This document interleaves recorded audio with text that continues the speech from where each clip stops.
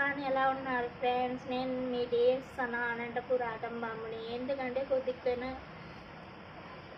కొద్ది నెలల తర్వాత నేను వీడియోస్ తీయలేకపోయాను. దానికి కారణం ఏంటంటే మీకు చెప్తాను ఫ్రెండ్స్. ఎందుకంటే 3 months తర్వాత నా బాబు అనేది చనిపోయాడండి. అది ఎలా అంటే ఫ్రెండ్స్ సర్కిల్లోనే మోసం చేసి వానికి చంపేసి నీళ్ళల్లో వేశారు ఫ్రెండ్స్ కెనాల్లో. ఆ బాధ నేను తట్టుకోలేకపోయాను.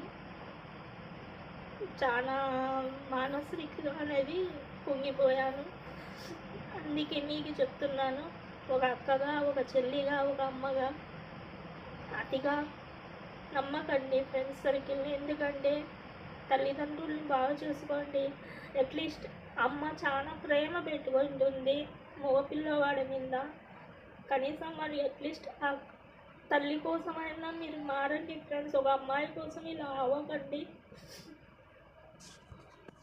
ఒక అమ్మాయి కోసం ఎందుకంటే చెప్తున్నానంటే, ఏదో మనము చేసేసుకుంటాం, ఏదో చేస్తామని 9 నెలలతో పాటు గర్భంలో దాచుకొని తన ప్రాణం అడ్డం పెట్టి సర్వస్వం అంతా మీరే అని నమ్మి పిచ్చి తల్లి అని నమ్మకం అనేది పెట్టుకొని ఉంటుంది.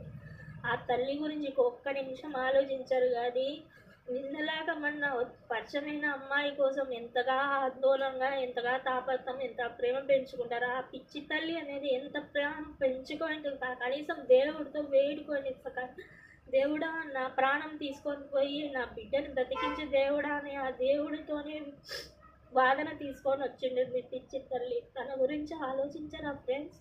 అందుకే మీకు ఒక సంఘటన మీకు చెప్పుకోవాలి. నా బాధతో నీకు చెప్తున్నాను, దయచేసి చెప్తున్నాను. అమ్మని మాత్రం బాధ పెట్టద్దండి. అమ్మ ఎలా చెప్తే అలా వినండి ఫ్రెండ్స్.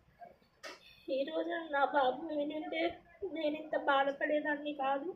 అందుకే ఈ వీడియో తీయాలనిపించింది, తీసిన. మీకు ఈ మెసేజ్ అనేది నచ్చితే ఉపయోగించుకోండి, లేదా అనవసరం చెప్తా అనుకుంటే తీసేయండి ఫ్రెండ్స్. బాయ్. సారీ ఒక విషయం చెప్పాలనుకుంటున్నాను. ఎందుకంటే బంధుమిత్రుల్లో కూడా చాలా ఓర్పు అనేది ఉండదు. వాళ్ళు బాగుపడుతున్నారు కాబట్టి వాళ్ళు చెడిపోవాలి, ఏదేదో దుష్ట ప్రయోగాలు చేస్తూ ఉంటారు. అవన్నీ జాగ్రత్త ఫ్రెండ్స్, చూసుకోండి.